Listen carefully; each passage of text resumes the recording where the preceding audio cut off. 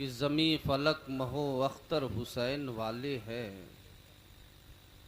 ज़मी फलक महो अख्तर हुसैन वाले हैं, ये कायनात के मंज़र हुसैन वाले हैं। यजीदियत से है इनकार बच्चे बच्चे को, यजीदियत से है इनकार बच्चे बच्चे को, हमारे अकबरो असगर हुसैन वाले हैं। और हवा से कह दो आ जाए आधियाँ लेकर, हवा से कह दो आ जाए आधियाँ लेकर, मेरे चराग के तेवर हुसैन वाले हैं। कटा तो सकते हैं लेकिन झुका नहीं सकते, कटा तो सकते हैं लेकिन झुका नहीं सकते, हमारे जिस्मों पर ये सर हुसैन वाले हैं। वाह हमारे जिस्मों पर ये सर बहुत अच्छा, हुसैन बहुत वाले अच्छा। हैं। हजरात गिरामी, ये माह मुहर्रमुल हराम का मुक़द्दस महीना है।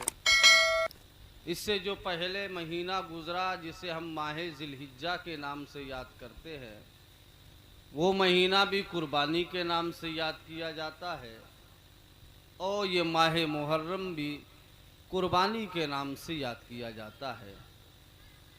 उस महीने में भी अल्लाह का एक मुक़द्दस खलील अल्लाह की रज़ा के लिए मैदान मेना में कुर्बानी देता हुआ नज़र आ रहा है। क्या कहने। और इस महीने में भी इस्लाम के तहफ़्फ़ुज़ के लिए, कुरान के तक़द्दुस के लिए नवासे रसूल सैयदुश्शुहदा हज़रत इमाम हुसैन मैदान करबला में अल्लाह की रज़ा के लिए कुर्बानी देते हुए नज़र आ रहे हैं। क्या कहने। सुभान अल्लाह, सुभान अल्लाह। अज़ीज़ान मिल्लत इस्लामिया में कहना ये चाहता हूँ कि इमाम हुसैन का मकसद क्या था। इमाम हुसैन करबला क्यों गए और अपने खून का आखिरी कतरा क्यों बहाया। मेरे इमाम ने अपनी निगाहों के सामने अली अकबर की लाश उठाई है, अपने हाथों से कासिम की जवानी उठाई है, अपने हाथों से अली असगर के नन्हे और छोटे जिस्म को अपनी आगोश में लिया है। तो मेरे हुसैन का मकसद क्या था। दरअसल मकसद हुसैन का खिलाफत, आला मिनहाजुल नबूवत को की रवायात को बरकरार रखना था और दीन को बाकी रखते हुए इस्लाम की हदों को कायम करना था, जिसके सबब इमाम हुसैन ने इतनी अजीम कुर्बानी दिया है। और वो कामयाब इसलिए हुए हैं, फतहयाब इसलिए हुए हैं कि जिस वक्त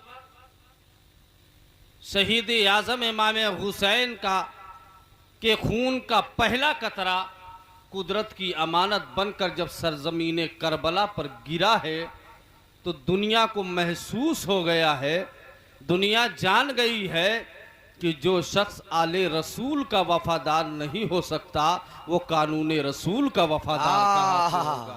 क्या कहने। बहुत मेरे अच्छा, हुसैन का पहला कतरा खून का जब जमीन पर बहा है करबला में, वहीं से दुनिया ने अंदाजा लगा लिया और दुनिया जान गई कि जो आले रसूल का नहीं हो सकता है, वो कानून रसूल का कब हो सकता है। वो कानून रसूल का भी गद्दार है और शरीयत मुस्तफ़ा का भी गद्दार है। वाह वाह वाह वाह वाह। हज़रात गिरामी, जिंदाबाद जिंदाबाद। इमाम और यही वजह है और यहीं से यजीदियत पर लानतों के दरवाजे खुलते हैं और हुसैनियत के अजमत के परचम कायनात के इंसान के दिलों पे लहराने लगते हैं और दुनिया पुकार के कहने लगती है, कत्ले हुसैन असल में मर्गे यजीद है, इस्लाम जिंदा होता है हर करबला। वाह वाह वाह वाह। सुभान अल्लाह, सुभान अल्लाह। हज़रात गिरामी, इमाम हुसैन आज भी हमारी महफिलों में जिंदा हैं, आज हमारे किरदार में जिंदा हैं, आज हमारी दरसगाहों में जिंदा हैं, आज हमारे अखलाक में जिंदा हैं, आज हमारे हौसलों में जिंदा हैं, आज हमारे किरदार में जिंदा हैं, आज हमारे अज़्म में जिंदा हैं, आज जज्बे जिहाद में जिंदा है।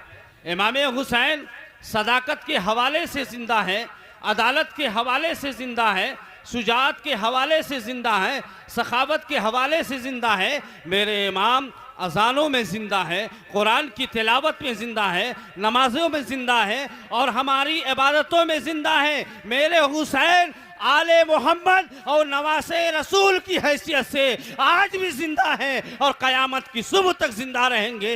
यजीद डूब गया शाम के अंधेरों में, हुसैन आज भी जिंदा है रोशनी की। वाह वाह वाह, नारे तकबीर, मोहब्बत से बोले, मोहब्बत से नारे तकबीर, नारे रिसालत, जिक्रे शोहदाए करबला, नारे तकबीर। यजीद डूब गया शाम के अंधेरों में, हुसैन आज भी जिंदा है रोशनी की तरह।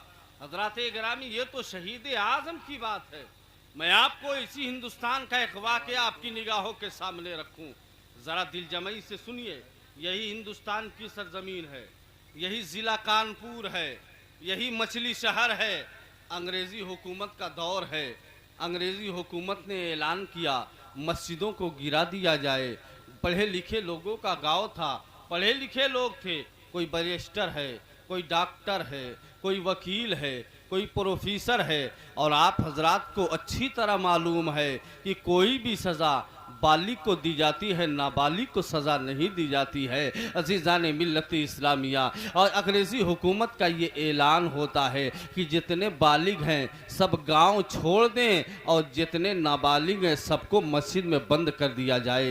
ये इंटरनेशनल पैनल कोर्ट है, उसका ये हुक्म है, कोई भी सज़ा नाबालिग को नहीं दी जाती है। अल्लाह अकबर, अंग्रेज़ी हुकूमत का ये ऐलान होता है। लेकिन उन तन के गोरे और मन के कालों को ये नहीं मालूम है, उन अंग्रेज़ों को ये नहीं मालूम है कि उनमें कितने हरामी हैं और कितने हलाली हैं। उन्हें अपनी खबर नहीं है। उन्हें क्या मालूम कि औलाद की मोहब्बत क्या होती है, उन्हें क्या मालूम औलाद की चाहत क्या होती है, औलाद का प्यार क्या होता है। 319 बच्चों को मस्जिद में बंद करके तोप के गोले दाग दिए जाते हैं। सारे के सारे बच्चे और बच्चियां शहीद हो जाते हैं। छोटे छोटे बच्चे हैं, छोटी छोटी बच्चियां हैं। 319 बच्चों को मस्जिद में बंद करके इन अंग्रेजों ने तोप के गोले दागे हैं। सारे के सारे बच्चे शहीद हो गए, सारे के सारे बच्चियां शहीद हो गई। अब उसके बाद मछली शहर के लोग इकट्ठा होते हैं। इकट्ठा होने के बाद उन तमाम शहीदों को दफन करते हैं और दफन करके अदालत में मुकदमा कर देते हैं।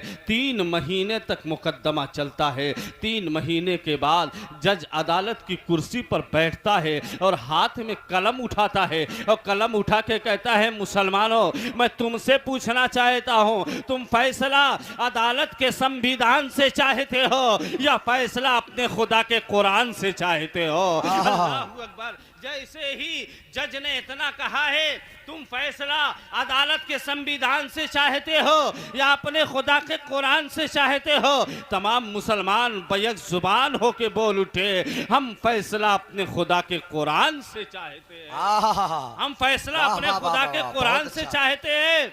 जज ने कहा, तब ये फैसला अदालत के ऐवान में नहीं होगा, अब ये फैसला तेरे कब्रिस्तान में होगा। अल्लाहू अकबर। अंग्रेजी हुकूमत के इशारे पर पूरा अमला मछली शहर के कब्रिस्तान में इकट्ठा होता है। कुर्सियां लगा दी जाती हैं।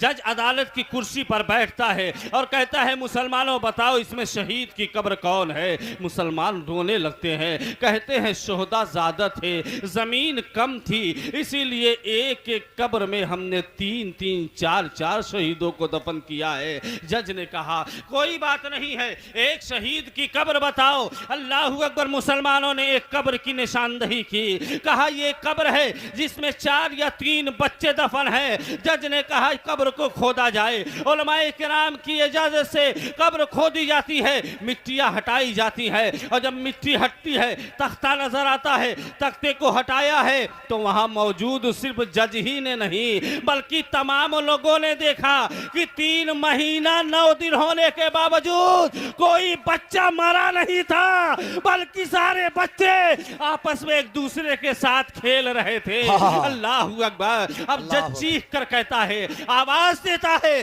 जल्दी करो, कब्र को बंद करो। अब ये फैसला यहाँ नहीं अदालत के ऐवान में होगा। अल्लाहू अकबर। दूसरे दिन अदालत की कुर्सी लगती है। जज अदालत की कुर्सी पर बैठता है और कहता है, ताज़ीराते हिंद के फला फला दफा के तहत जितने सिपाही इन बच्चों के कातिल हैं उन सबको सजाए मौत दी जाती है। ये फैसला अदालत का है। अजीज़ान मिल्लत इस्लामिया, आप गौर करें, जैसे ही जज ने कहा है ताज़ीरात हिंद की दफ़ा फला फला के तहत जितने सिपाही इन बच्चों के कातिल हैं उनको सजाए मौत दी जाती है, हजारों मुसलमानों की आवाज़ बुलंद हुई, जज साहब ये फैसला हमें मंजूर नहीं है। जज ने कहा क्या मौत से बड़ी भी कोई सजा हो सकती है? मुसलमानों ने कहा जज साहब आपने कहा था फैसला तुम्हें भारत के संविधान से चाहिए या अपने खुदा के कुरान से चाहिए। आपने तो ये संविधान का फैसला सुनाया है, हमारे खुदा के कुरान का फैसला कहाँ है? कुरान का फैसला कहाँ है? इतना कहना था, जज की आंखों से आंसू टपकने लगे, खड़ा हो गया और खड़ा होके कहता है बहुत पहले एक मौलाना से दोस्ती हो गई थी, मुझे अरबी पढ़ने का शौक था, मैं बड़ा ज़हीनो फतीन था, बहुत जल्दी मैं अरबी सीख गया और उसके बाद जब मैं अरबी पढ़ने लगा तो मौलाना साहब एक कुरान तोहफे में लाकर मुझे देते हैं और थोड़ा थोड़ा पढ़ना सिखाते हैं। मैं बहुत जल्द थोड़ी आयतों को पढ़ने लगा, फिर उसके बाद अपने आप पढ़ना शुरू कर दिया। लेकिन जब मैं कुरान की तिलावत करना शुरू किया, पढ़ते पढ़ते जब इस आयत करीमा पर पहुंचा हूँ, वला तक़ूलू लिमन युक़्तलू फ़ी सबीलिल्लाहि अमवात बल अहयाउ वलाकिन ला तशऊरून, जो अल्लाह के रास्ते में शहीद किए जाए उन्हें मुर्दा मत कहो, वो जिंदा है लेकिन तुम्हें उनकी जिंदगी का शऊर नहीं है। मैंने कुरान को बंद कर दिया, माज़ अल्लाह, ये कुरान झूठा है। जिसकी गर्दन कट गई है वो जिंदा कैसे हो सकता है? जिसके हाथ कट गए हैं वो जिंदा कैसे हो सकता है? जिसके जिस्म में हजारों जख्म लगे हैं वो जिंदा कैसे हो सकता है? उस वक्त से लेकर आज तक मैंने कुरान नहीं उठाया है, मगर जब शहीद का मुकद्दमा मेरी बारगाह में आया है, जब शहीद का मुकद्दमा मेरे पास आया, मेरे दिमाग की बत्ती जल जाती है और मेरे दिमाग ने कहा आज कुरान को चेक करने का वक्त आ गया। क्या कहने, बहुत खूब, बहुत जिस बुनियाद पर मैंने कुरान को बंद कर दिया था, ये कुरान झूठा है। गर्दन कट गई हो, इंसान जिंदा कैसे रह सकता है? जिसमें हजारों जख्म लगे हो, तीरों की बारिश हुई हो, इंसान जिंदा कैसे रह सकता है? ये कुरान झूठा है। मैंने बंद कर दिया, मगर आज तक कुरान नहीं उठाया। लेकिन जब शहीद का मुकद्दमा मेरे पास आया है तो मेरे दिमाग ने कहा आज कुरान को चेक करने का वक्त आ गया है। और जब मुकद्दमे को मैंने सुना और कब्रिस्तान में जाके देखा तो मुसलमानों, तुम कहते हो कि खुदा के कुरान का फैसला कहाँ है, तो सुनो अब मैं खुदा के कुरान का फैसला सुनाता हूँ। आगे बढ़ो और मुझे कलमा पढ़ाओ। मैं जान गया जब हिंदुस्तान के शहीद ऐसे हैं तो करबला के शहीद का आलम क्या होगा जब उनके गदा भर देते हैं शाहाने जमाना की झोली। अरे मोहताज का जब ये आलम है तो मुख्तार का आलम क्या होगा? नारे तकबीर, नारे रिसालत, नारे रिसालत, जिक्रे शहदाए करबला। माशाअल्लाह, जिंदाबाद जिंदाबाद। क्या कहने, अज़ीज़ाने मिल्लत इस्लामिया, आओ जरा देखते चलो। आज कुछ लोग एतराज कर दिया करते हैं कि करबला में इमाम हुसैन पानी के लिए मजबूर थे। नादानो, तुमने इमाम हुसैन को समझा ही नहीं है। जिनके बाबा का आलम तो ये है किसी दरियाए फुरात पे पहरा बैठाया गया है। जब मौलाए कायनात का दौरे खिलाफत है, उसी दरियाए फुरात में एक मर्तबा सैलाब आता है। तमाम के तमाम लोग मौलाए कायनात हजरत अली की बारगाह में हाजिर होते हैं, अर्ज करते हैं अमीरुल मोमिनीन, सैलाब तमाम खेतियों को तबाह कर रहा है, तमाम खेतियों को बर्बाद कर रहा है, लोगों के घरों में पानी जा रहा है, आप करम कीजिए। अल्लाहु अकबर। मौलाए कायनात घर के अंदर जाते हैं, रसूलुल्लाह का जुब्बा पहनते हैं, रसूलुल्लाह का अमामा बांधते हैं और उसके बाद बाहर आते हैं और दरियाए फुरात के किनारे पहुंचते हैं। दरियाए फुरात के किनारे पहुंचने के बाद एक बालिश्त पर अपना आशा गाड़ कर कहते हैं दरियाए फुरात पीछे हट जा, पीछे हट जा।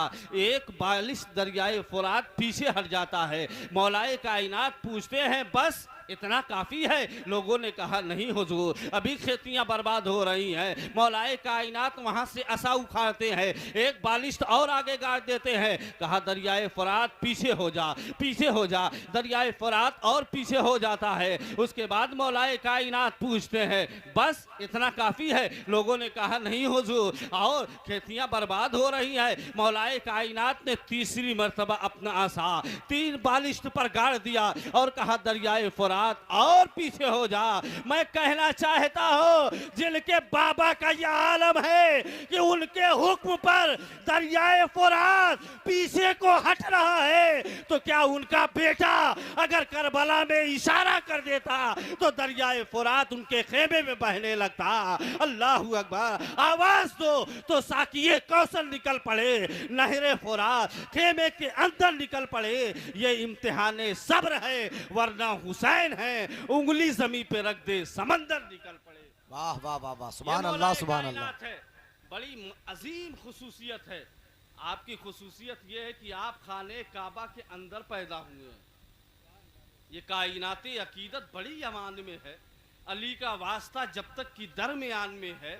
अली वो काबा मिले दो ही मोहतरम ऐसे कि जो कशिश मकीन में है वही मकान में है। अल्लाह अकबर, ये मौलाई कायनात है। और दूसरी खुसूसियत सबसे अजीम ये है कि रसूलुल्लाह सल्लल्लाहु अलैहि वसल्लम के जहाँ ये चचाजाद भाई हैं, वही अक़दे मुआख़ात में खुद रसूल के भाई हैं। अक़दे मुआख़ात में रसूल के भाई। जब मक्का की सरजमीन पर मेरे रसूल का चलना दूभर कर दिया गया, जब मक्का की सरजमीन पर मेरे रसूल जब अल्लाह की वहदानियत का ऐलान कर रहे हैं, कभी मेरे रसूल के गले में चादर मुबारक का फंदा डालकर खींचा जा रहा है, कभी मेरे रसूल के रास्ते में कांटे बिछाए जा रहे हैं, कभी मेरे रसूल पर पत्थरों की बारिश की जा रही है। अल्लाह अकबर, जब सरजमीन मक्का पर मेरे रसूल को तंग किया जाने लगा, मेरे रसूल की ज़िंदगियाँ दुश्वार हो गई, तो आकाए करीम अल्लाह के हुक्म से मक्का छोड़ते हैं और मदीना हिजरत करके तशरीफ़ लाते हैं। इधर मदीने का आलम यह है कि छोटे बड़े बूढ़े जवान खुशी में ये तराना गाते थे, तलाल बदरो अलैना मिन सनियातिल वदाई वजबत शुक्रो अलैना मा दा लिल्लाहि दाई। वारे हमारे अच्छे दिन, अब रसूलुल्लाह हमारे पड़ोसी हो जाएंगे। रसूल जब मक्के में दाखिल होते हैं तो अक़दे मुआख़ात फ़र्क कायम फरमाया, भाईचारगी कायम फरमाया। एक सहाबा को दूसरे सहाबा का भाई बना दिया। अब तमाम सहाबा खुशी से फूले नहीं समा रहे हैं, तमाम सहाबा आपस में एक दूसरे को मुबारकबाद पेश कर रहे हैं, गले मिल रहे हैं, मसरत के गीत गाए जा रहे हैं, मसरत की फ़िज़ा हर तरफ खुशबू की तरफ बिखर रही है मेरे मिल्लत के नौजवानों। लेकिन मौलाए कायनात है, हज़रत अली है, एक गोशे में बैठे हुए ज़ारों कतार रो रहे हैं। अल्लाह के हबीब फरमाते हैं अली क्या बात है, ये आंखों से आंसू क्यों बह रहे हैं, ये ज़ारों कतार क्यों रो रहे हो। मौलाए कायनात ने अर्ज़ किया या रसूल अल्लाह, आपने तमाम सहाबा को एक दूसरे का भाई बना दिया, मुझे तो आपने किसी का भाई नहीं बनाया, मैं तो तन्हा रह गया, मैं तो अकेला रह गया। अल्लाह के हबीब इरशाद फरमाते हैं ए मौलाए कायनात, ए अली सुनो सुनो, घबराने की कोई बात नहीं है। अगर मैंने तुम्हें किसी का भाई नहीं बनाया तो क्या हुआ। ए अली सन अंता अखी फी दुनिया वल आखिरा, ए अली तुम दुनिया में भी मेरे भाई हो और आखिरत में भी मेरे भाई हो।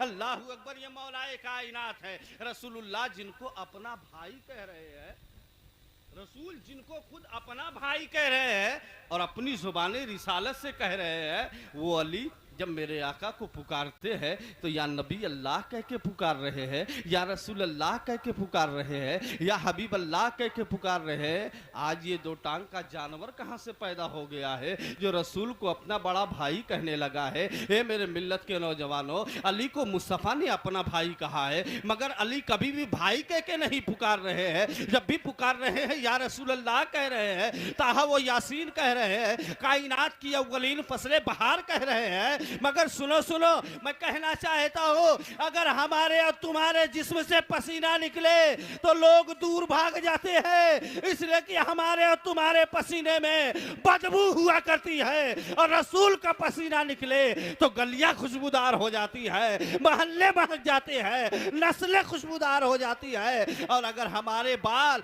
हमारे चेहरे पर बिखर जाए और हमारे चेहरे पे आ जाए तो दुनिया हमें पागल कहने लगे, दुनिया हमें दीवाना कहने लगे। मगर रसूल की जुल्फे अंबरी अगर चेहरे पे बिखर जाए तो जिब्रील सूरह वद्दुहा लेके नाजिल हो जाए और आला हजरत इमाम अहले सुन्नत बरेली के ताजदार बरेली की सरजमीन से पुकार के कहे, तेल की बूंदे टपकती रही बालों से रजा, सुबह आरिस पे लुटाते हैं सितारे के सो, जमीन से आसमां तक, आसमां से लामका तक है, जमीन से आसमां तक, आसमां से लामका तक है, कहाँ खेल खोले हैं गेसू यार ने खुशबू कहाँ तक है। वाह वाह वाह वाह वाह वाह वाह, जिंदाबाद जिंदाबाद। यार ने खुशबू कहाँ तक है।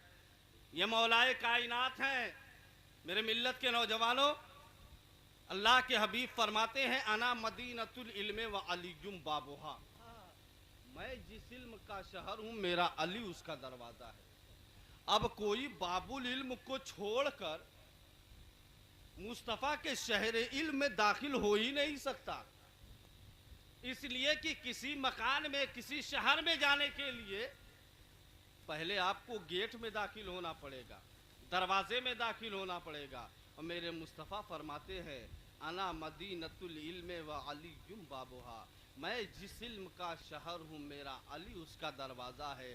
वमन अरादल इल्म फलियातिल बाब, जो इल्म का इरादा रखे, जो इल्म का ख्वाहिशमंद हो, सबसे पहले वो दरवाजे के पास आ जाए, वो मौलाए कायनात के पास आ जाए। अब मेरे मिल्लत के नौजवानों, सहाबा तो मोहब्बत के लाजवाल रिश्ते में बंधे हुए थे और गलत फहमियों पर मबनी तफरीक, बाद में दूरी की खुद साख्ता कहानियाँ ये बाद में गढ़ी गई हैं कि मौलाए कायनात और उम्मुल मोमिनीन हजरत आयशा में बुग़्ज़ो अदावत की दीवारें कायम हैं। ये कहानियाँ तो बाद में गढ़ी गई है और ये कहानियां गढ़ने वालों को ये हदीस नजर नहीं आती है कि मुस्तफ़ा जाने रहमत सल्लल्लाहु अलैहि वसल्लम तशरीफ फरमा है, हुजरे आयशा में हजरत आयशा बैठी हुई हैं, तीसरा कोई और नहीं बैठा है, दो जात हैं, मुस्तफ़ा जाने रहमत हैं, उम्मुल मोमिनीन हजरत आयशा हैं। अल्लाह के हबीब फरमाते हैं, आयशा सुनो सुनो, जिक्र अली इबादा, अली का जिक्र करना इबादत है। अजीज़ाने मिल्लत इस्लामिया, अगर उम्मुल मोमिनीन हजरत आयशा को अगर मौलाए कायनात से मुखालफत होती तो तने तनहा हदीस रसूल सुन रही थी, बाहर किसी से ना बयान करती। मगर वैसे ही जैसे मुस्तफ़ा ने बयान किया था, बाहर तमाम लोगों से बयान किया।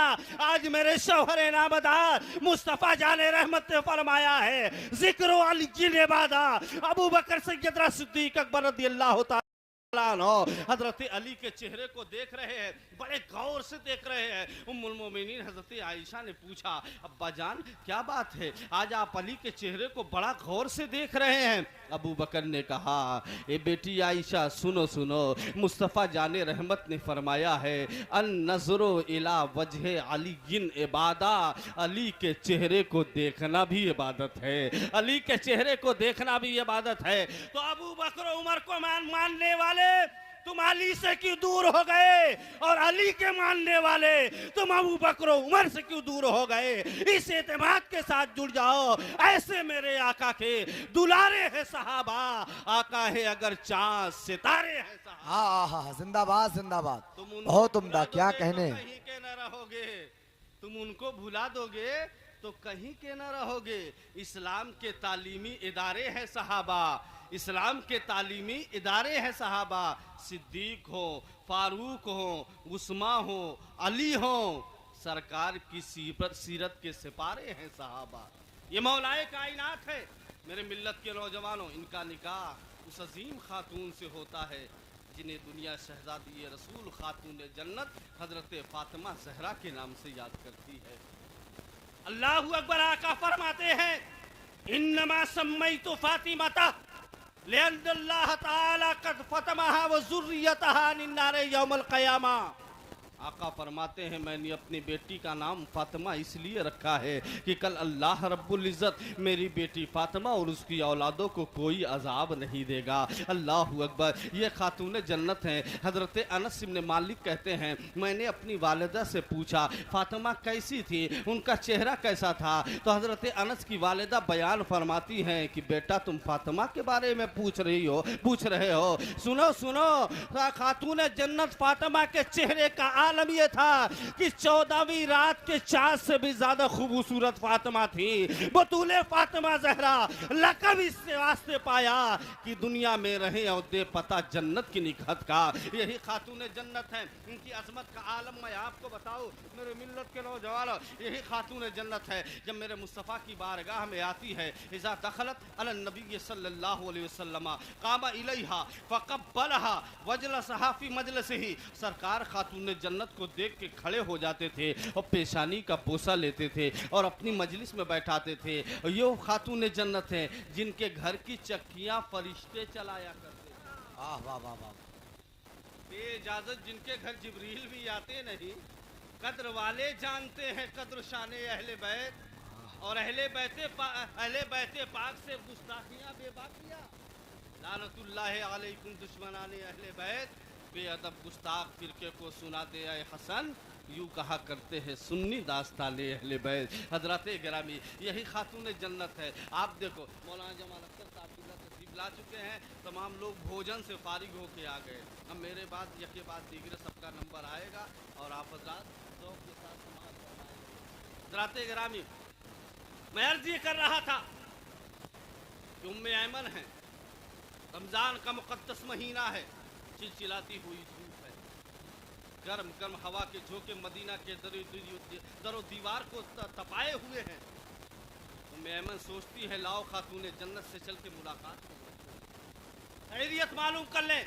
उम्मे ऐमन जाती है तो क्या मंजर है, दरवाज़ा बंद है, झरोके से झांक कर देखती है तो खातून जन्नत आराम कर रही है, चक्कियाँ चल रही है, कोई चलाने वाला नजर नहीं आ रहा है। हैरत में पड़ जाती है, सोच में पड़ जाती है, मुस्तफ़ा की बारगाह में हाजिर होती है, अर्ज करती है या रसूल अल्लाह मैंने बड़ा भयानक मंजर देखा है, आपकी शहजादी आराम कर रही है, चक्कियाँ चल रही है, कोई चलाने वाला नजर नहीं आ रहा है। अल्लाह के हबीब मुस्कुराने लगते हैं, यूं मुस्कुराए जान सी कलियों में पड़ गई, यूं लब कुशा हुए कि गुलिस्ता बना दिया, पतली पतली गुले कुद्स की पत्तियां, उन लबों की नजाकत पे लाखों सलाम। आकाए दो आलम ताजदारे मदीना रहमत आलम इरशाद फरमाते हैं उम्मे ऐमन मेरी बेटी फातिमा सारी सारी रात अल्लाह की बारगाह में इबादत करती है, मुसल्ला बिछा के अल्लाह की बारगाह में अपनी पेशानी झुकाए रहती है, यहाँ तक कि मस्जिद नबवी के मीनारे से मुअज्जिन आज़ान दे दिया करते हैं और मेरी बेटी दिन में जब थोड़ा देर आराम के लिए लेटती है अल्लाह ताला फरिश्तों को हुक्म देता है फरिश्तों जाओ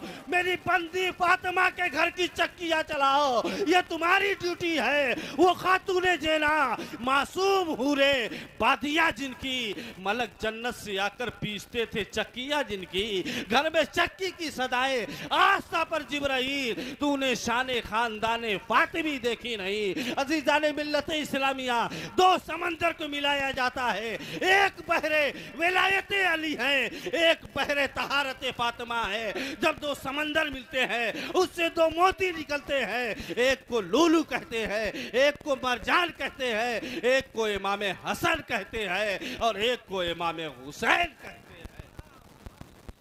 राते गिरामी इमाम हुसैन रज़ी अल्लाह ताला अन्हु की विलादत 5 शाबानुल मुअज़्ज़म को हुई है और आपने उलमा से सुना है इमाम हुसैन की शहादत की खबर मेरे मुस्तफ़ा ने मौलाए कायनात को भी दिया है, खातून जन्नत को भी दिया है। कौन नहीं जानता था कि करबला में मेरे इमाम शहीद किए जाएंगे। मिल्लत के नौजवानों आज कुछ लोग एतराज़ कर देते हैं कि इमाम हुसैन वो सबसे बड़े हैं, गौस से भी बड़े, अब्दाल से भी बड़े, नौजबा से भी बड़े। तो जब इमाम हुसैन अपने अजीज़ व अकारिब को नहीं बचा पाए, आज के ये गौस अब्दाल लोगों को क्या बचाएंगे। नादानो तुम्हें पता नहीं है कि इमाम हुसैन करबला में लोगों को बचाने नहीं गए थे बल्कि अपना सर देकर इस्लाम को बचाने गए। इस्लाम के तकद्दुस को बचाने गए थे और हालात कैसे पैदा हुए। मेरे इमाम पर पानी बंद किया गया, मेरे इमाम के सामने अजीज़ व अकारीब को शहीद किया गया।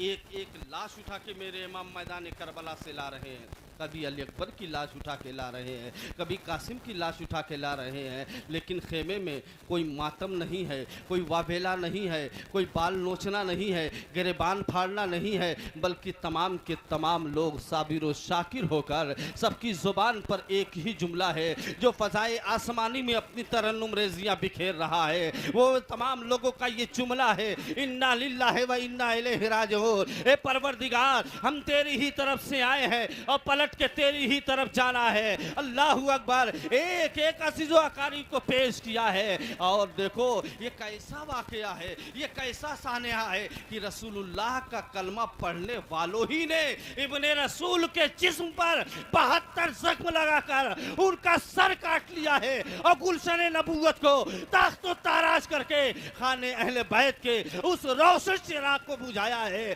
जिससे पूरी दुनिया में हिदायत की रोशनी थी। ये इनायतों की जजा मिली, ये हिदायतों का सेला मिला। जो चिराग नूर नबी का था उसे करबला में बुझा दिया। ये हुसैन तेरा ही काम है, सब अपने लाल फिदा किए, तुझे इन सितारों ने डूबकर शब गम का चांद बना दिया। जो हुसैन खेमे में जाएंगे वहां जाके किसको दिखाएंगे, जिसे माँ की गोश्त से लाए थे उसे जेरे खाक सुला दिया। ये सनानो तीर की दावतें, ये अली के लाल की हिम्मतें, कभी नौजवान का जिगर दिया, कभी बेजुबा का गला दिया। अजीज़ा ने मिल्लत इस्लामिया मौलाए कायनात इरशाद फरमाते हैं, वो सरवरे कायनात ताजदार मदीना रहमत आलम सल्लल्लाहु अलैहि वसल्लम ने इरशाद फरमाया, हुसैन का कातिल आग के ताबूत में रखा जाएगा और आधे जहन्नमियों का उस पर अकेले अजाब होगा। ए मेरे मिल्लत के नौजवानों, ये अजीम हुसैन, वो हुसैन जिन्होंने अपना खून देकर, अपने अज़्ज़ो अक़रबा को देकर इस्लाम को बचाया है।